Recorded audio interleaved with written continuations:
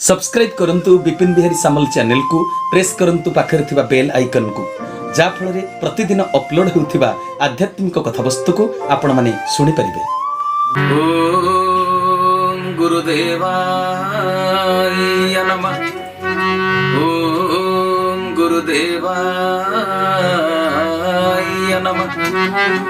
ओम गुरुदेवाय नमः। सर्वप्रथमे मोर अंतर देवता जगतर नाथ जगन्नाथ गुरु नारायण श्री कृष्ण केशवंकर अभय चरणारविंद जुगले कोटि कोटि अनंत कोटि बार भूमिपात साष्टांग दंडवत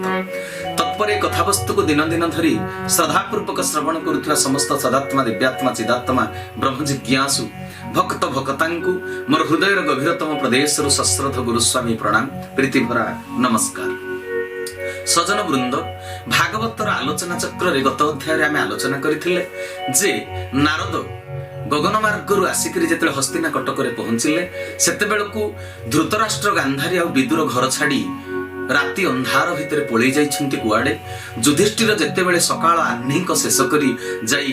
बड़ापा बड़मा को प्रणाम करिया पई पहुंचिचन्ति शयन कक्षरे। सेठी बड़बापा बड़मा आ सान कका विदुर नाहंती ताको मन भितर गोटे भय संसार हेछि। अनेक कथा चिंता कला बेले मन को पाप छुंथिला बेले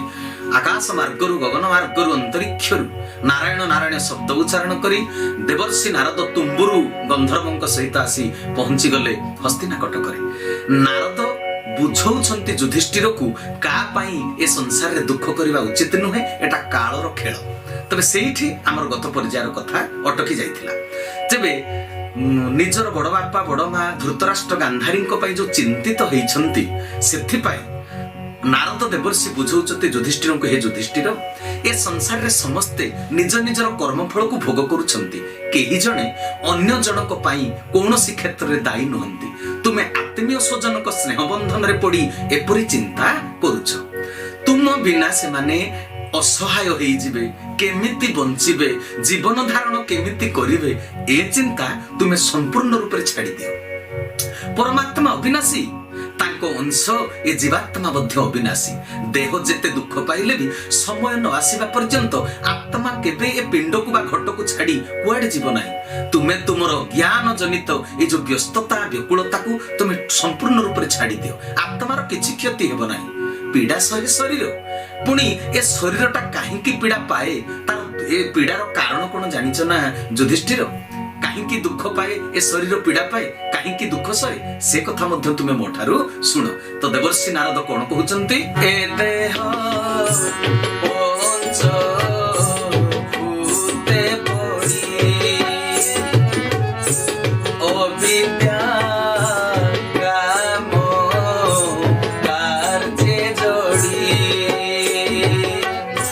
संसार देह नीति दुखी एकाही तोर प्राण रखी।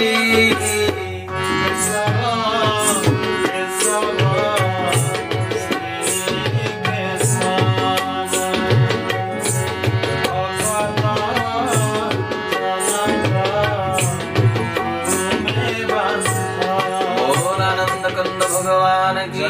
प्रभुंकर सदीच्छा पूर्ण ही बोलानंदे कवार जगतर कल्याण ही बोलानंदे कवार। देवर्षि नारद कहउछन्ति हे युधिष्ठिर पंचभूत रे गढ़ा होछि शरीर। ए शरीर अविद्या दोषरु कर्मर अधीन हो जाइछि। ए शरीर पुणी कालर अधीन,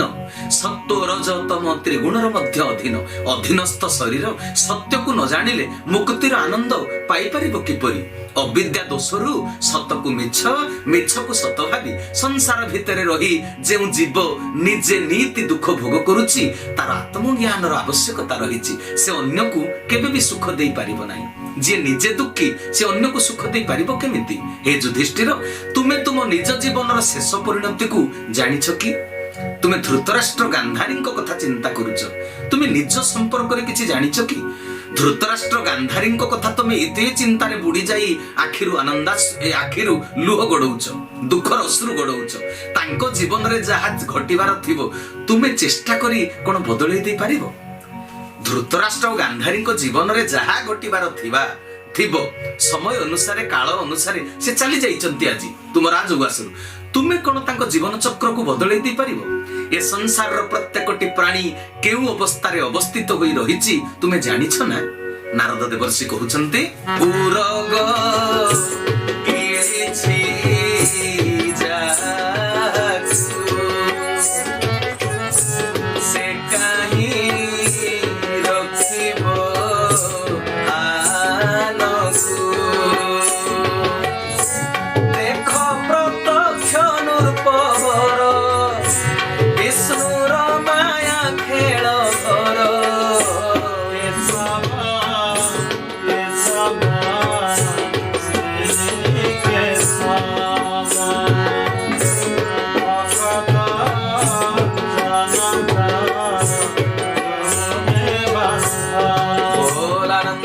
भगवान के सुंदर भाव जीवन दर्शन को बुझे दौरान देवर्षि नारद कहले ए सृष्टिर प्रत्येक प्रत्येकटी प्राणी काल रूपी अजगर मुहरे पड़िछि हे युधिष्ठिर केतेबेले अजगर गिळिदब अर्थात काल केतेबेले ग्रास करिवो तार ठीक ठिकाना नहीं जे निजे सुरक्षित नुह से अन्य को सुरक्षा देई परिबो की कर्तव्य दृष्टि जीव सीना अकुंठित चित्तरे अन्य को सेवा देवा उचित हेले स्नेह बंधन रे बांधी कहार गति को ए जीव कोन अटकई दे पारिबो तुमे तुमर दिव्य दृष्टि निक्षेप करी देखो तुमे धर्मराज ए संसार रो सब खेल हेउची भगवान कर खेल से काल रो खेल साधारण जीव माया को अतिक्रम करि पारे नाही सेति पई से दुख पाए अनुशोचना रे बुडी रुहे अन्य पई से चिंता करे ए संसार रो धर्म ए संसार धर्म ईश्वर धर्म जीवर धर्म केडे सुंदर भाव देवर्षि नारद पुणी कहउचंती एक कथा मध्य सुत महर्षि कहउचंती नैमिषारण्य रे आ सावलीर भाषा रे जगन्नाथ दास ओडिया भाषा रे कोन की सुंदर भाव रे लिखिले ता माया न जाने ईश्वर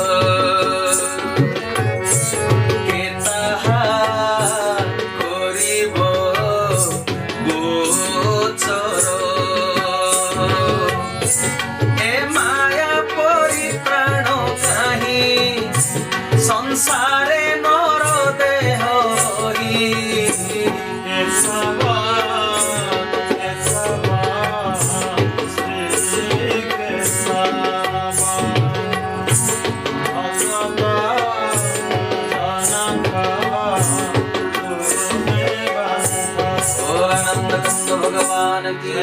प्रभुंकर सदीच्छा पूर्ण ही बोला नंदे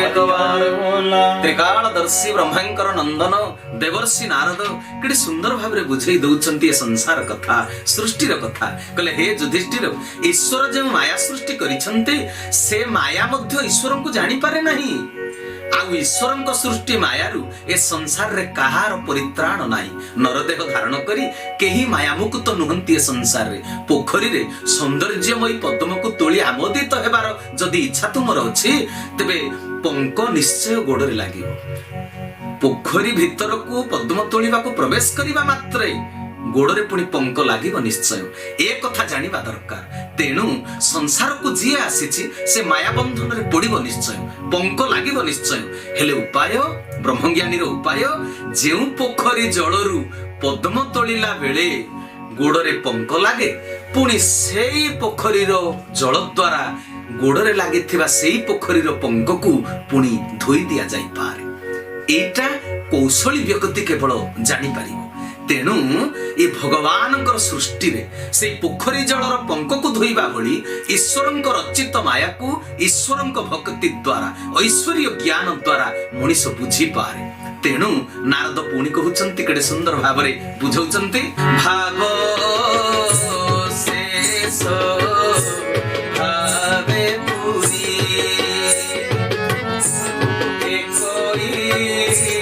आत्मा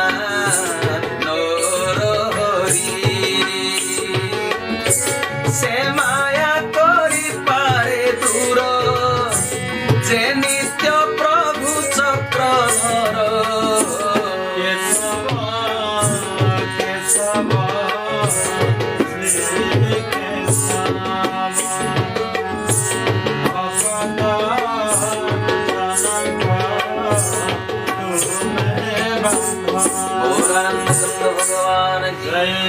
भक्त वत्सल भगवान की देवर्षि नारद कि सुंदर भाव बुझे दौरान कहले हे युधिष्ठिर जीव भितर अशेष भावर तरंग खेलुछि चित्तरे असुमारी कामना पूर्ण हो रही एया करी सेया करी एभलिया करी से भलिया करिवो एई जगह को जीवी सेई जगह को जीवी मोर एई भली पोशाक पिंधिबार अछि मोर एई भली खाइबार अछि एई भली घर खंडे करिवार अछि एमिति अशेष भावर तरंग ए जीवर चित्तरे खेलुछि कामना असुमारी माया 108 प्रकार सजन वृंद संसार मध्यरे थाई जीए एक परमात्मा को नित्य निरंतर भजन करुछि तार ज्ञान उदय हो जाए जो ज्ञान बल रे माया को से बुझी पारे सबु अनित्य केवल चक्रधर भगवान अनित्य बोली जानी पारिबो से व्यक्ति जे माया को अतिक्रम करि पारिबो परवर्ती पर्याय रे केबे आमे 108 मायार विभागीकरण संपर्क रे आलोचना निश्चित रूप रे करिबा मो गुरुदेवन को कृपारु मु जहा पाइछि आपण मानको सेटा निश्चित रूप रे मु बांटी देबी तेबे सजन वृंद ए संसार सब अनित्य ए कथा किए जानि पारिबो केवल आत्मज्ञानी जानि पारिबो चक्रधर भगवान नित्य केवल युधिष्ठिरक संदेह मोचन पाई देवर्षि नारद सृष्टिर गोटे चिरंतन सत्य को उन्मोचन करने को जाई पुणी कौन कहउचंते बडंक गति देखि साने सेना से क्रिया आने आने ए जीव जीवन को आहारो केवल अटे निर्विचारो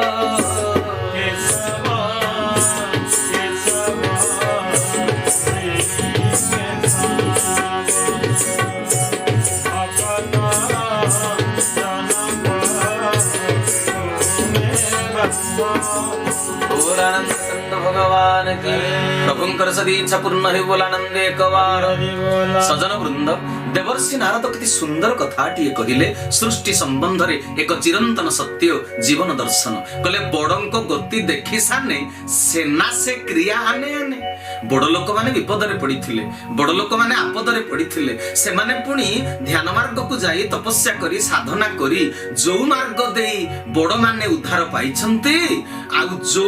कर्म करी करी विपद रे पड़िछन्ती सान माने दीटा जाक इतिहास रु ताहा जानिले पुराण रु जानिले तेनु सान माने तेबे कोन करिबा उचित सेना से क्रिया आने आने जोगी मनीष जहा करे ताकु कर्म कहा जाए जोगी मुनि ऋषि माने जहा करन्ति ताकु क्रिया कहा जाए भगवान जहा करन्ति ताकु लीला कहा जाए तेनु क्रिया माध्यम रे जगतर कल्याण करिबा सहित निजर कल्याण करन्ति जो माने प्रकृत रे महापुरुष मानकर अतीत हो जाइथिबा कहि जाइथिबा वाणी को ताको घटना चक्र को अनुध्यान करन्ति रेक्टिफिकेशन निजर सुधार से माने निज जीवन रे आनी पारंती तेनु नारद कहउचंती हे युधिष्ठिर देखो ए सृष्टिर विधान केडे विचित्र बड़ छोट विचार न आनी समदृष्टि संपन्न हेबा पाई शास्त्र रे परामर्श दिया जाइछि किंतु तुमे देखो बड़ सबु बेले सान को खाई जीवन धारण करूछि कहले ए जीव जीवन को आहार केवल अटे निर्विकार एथिरे पुणी निर्विकार तत्व लुचिक रही बड़ माने सान को खाई जीवन धारण करुछन्ति जणे न मले आउ जणे बंची पारिबो नाही हाथ नथिबा जीव हाथ थिबा जीवर आहार धान मुग बिरी हरड़ फळमूल मनिषर आहार पाद नथिबा तृणलता गाई छेड़ी घोड़ा हाथींको आहार गाई छेड़ी आदि बड़ पशु सिंह बाघ और जलचर कुंभीरंकर आहार तेणु सजन वृंद कहले सृष्टिर एमिति नियम विधि विधान प्रभु खंजी देइचन्ति खाद्य आ खादकर नियम माछ मांस आदि राक्षस मानकर आहार गोटिए जीव अन्य जीवर होउछि आहार हेले सब जीव भितर एक परमात्मा विद्यमान जे जहा खाइबा कथा ताहा सृष्टि प्रकरणर नियम रे अछि जे व्यतिक्रम करिवो से ता कर्मर फल को भोग करिवो जेमिति तुमको सान मने करी तुमर जो तुमे एते सरल एडे निष्कपट एडे उदार ए धर्मराज तुमको सान मने करिले ना कौरव माने निजको बड़ बोली भाबिकरी ईश्वरीय आदर्श रे व्यतिक्रम करिवारु से माने तांको कर्मर फल भोग कले कर्म अनुसार से नीच परिणति को भोग कले आ संसार रे मध्य पुराण रे से नीच परिगणित हेले तुमे उच्च परिणत तुमे उच्च भाग रे परिगणित हेलो से माने विनाश हेले बोली तुमे आज सिंहासन रे विराजित हेलो सृष्टि रे एही परि प्रक्रिया अतीतरु चाली आसीछि एबे चालू रहिछि जेते दिन पर्यंत ए सृष्टि थिबो ए प्रक्रिया चालू रही थिबो बड़ सानर दृश्यमान अवस्था रहिछि वस्तु पदार्थ व्यक्ति रहिछंती हेले मनरे बड़ छोटर विचार धारा को पोषण करी जिए गर्वित हेबा गर्व करूछि से विपर्यत होउछि बड़ छोटर विचारटा देखिबो आखिरे अछि सृष्टि बरगछ अछि दुब घास अछि किंतु गर्वित हेबो नाही तमे बड़ आसन रे बसिछ बोली किए भी दुखित हेबा उचित नुहे जे मु मोर कर्म छोट बा मु छोट आसन रे बसिछि बोली पिंपुड़ी ता कर्म क्षेत्र रे बड़ सिंह ता कर्म क्षेत्र रे बड़ सबुरी भितरे परमात्मा थिबारु काहाकु सान बोली भाबी घृणा करिबो नाही सबुरी भितरे आत्मा को देखो समस्त निज निजर कर्म फल भोग करूछंती धृतराष्ट्र गांधारी मध्य एबे तांको कर्म फल भोग करूछंती तुमे तांको राजउआसरु तोड़ी देइथिले दोषी साब्यस्त होई थांत से निज इच्छा रे जाइछंती तेणु तुमे मन भितरे पाप आचरण करिछ बोली केबे चिंता कर नाही हे युधिष्ठिर महाराज तुमे ए सृष्टिर वास्तव सत्य को जानिबा को चेष्टा कर सृष्टिर चिरंतन सत्य को तुमे बुझी जाओ आ दुख कर नाही तुमे चिंता कर एई कथा माने कोन चिंता करिबा पई तबे नारद परामर्श दउचंती युधिष्ठिरंकु से हरि नित्य विश्वरूपे शरीरे मोह कल्पे हारानी बारे धनु धरी दुर्जन समूह संहारी भक्त जनଙ୍କୁ रक्षा करे एमन्ते संसार रे विहरे देहकु रक्षा करी तोसे एबे बरतई अवशेषे जाबत थिब चक्रधर ताबत तुम्भ अधिकार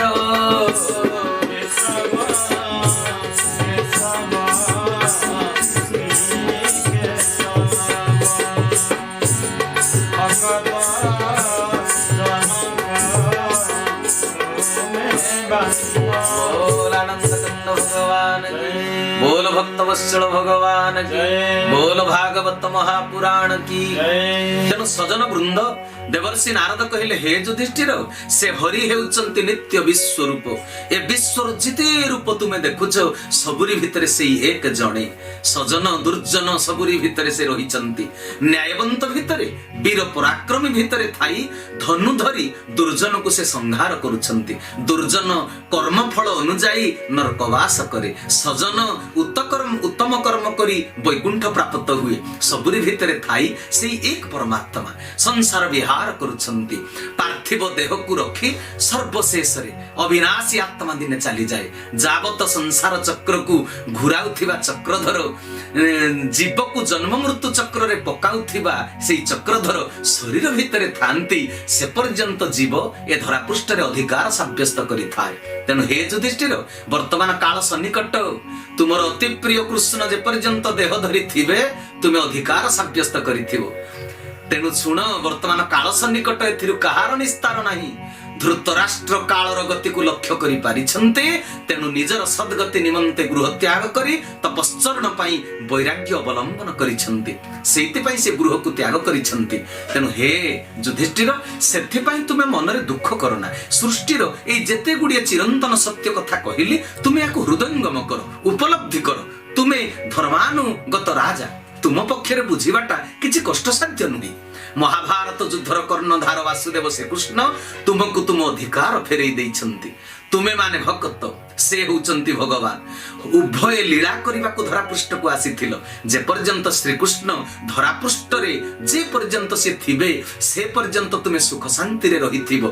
ସେ ଯେତେବେଳେ ମର୍ତ୍ତ୍ୟପୁରକୁ ତ୍ୟାଗ କରିଦେବେ ତୁମକୁ ଆଉ କିଛି ଭଲ ଲାଗିବ ନାହିଁ। ହୃଦୟ ଭିତରେ ଆପେ ଆପେ ସେ ଭାବନା ଜାଗ୍ରତ ହେଇଯିବ। ତେବେ ଯୁଧିଷ୍ଠିର, ତୁମ ଭିତରେ ଏପରି ଭାବନା ଏବେ କାହିଁକି ସୃଷ୍ଟି ହଉଛି ସେ କଥା ତୁମେ ନିଜେ ଚିନ୍ତା କର। ସଂସାରରେ ସବୁ ବିଲକ୍ଷଣ ବ୍ୟତିକ୍ରମ ଦେଖାଦେବ। ଏବେ ତୁମକୁ ଏବେ କିଛି ଭଲ ଲାଗୁନାହିଁ ବୋଲି ତୁମେ କହୁଛ। ଏହାର କାରଣ ତୁମେ ଖୁବ୍ ଶୀଘ୍ର ଜାଣିପାରିବ। ଶୁଣ ରାଜା ଯୁଧିଷ୍ଠିର, ବର୍ତ୍ତମାନ ଧୃତରାଷ୍ଟ୍ର, ଗାନ୍ଧାରୀ ଏବଂ ମହାତ୍ମା ବିଦୁର ହିମାଳୟର ସପ୍ତ ସ୍ରୋତ ଠାରେ ଥିବା ଏକ ଋଷି ଆଶ୍ରମରେ ପହଞ୍ଚି ଯାଇ ସାରିଛନ୍ତି। ମୋର ଜ୍ଞାନ ଚକ୍ଷୁରେ ମୁଁ ତାହା ଦେଖିପାରୁଛି। ଯେଉଁଠାରେ ମା ଗଙ୍ଗା ସପ୍ତର୍ଷିଙ୍କର ପ୍ରସନ୍ନତା ପାଇଁ 7ଟି ଧାର ହୋଇ ବହି ଯାଇଛନ୍ତି। ସେହି ପବିତ୍ର ବନଭୂମିରେ ଧୃତରାଷ୍ଟ୍ର ଗାନ୍ଧାରୀ ବ୍ରାହ୍ମ ମୁହୂର୍ତ୍ତରେ ସ୍ନାନ ସାରି ବର୍ତ୍ତମାନ ଅଗ୍ନିହୋତ୍ର କରୁଛନ୍ତି। ତାଙ୍କ ଚିତ୍ତରୁ ସେ ସମସ୍ତ କାମନାକୁ ତ୍ୟାଗ କରି କେବଳ ଜଳପାନ କରି ବଞ୍ଚିବାର ସଂକଳ୍ପ କରିଛନ୍ତି। ପ୍ରାଣାୟାମ କରି ଇନ୍ଦ୍ରିୟ ମାନଙ୍କୁ ଆୟତ୍ତାଧୀନ କରି ସାରିଲେଣି। ରଜଗୁଣୀ ଚିତ୍ତ ବୃତ୍ତିକୁ ନିରୋଧ କରି ପୂର୍ଣ୍ଣ ସତ୍ତ୍ୱ ଗୁଣରେ ନିଜକୁ ସ୍ଥିତିବାନ କରି ସାରିଲେଣି।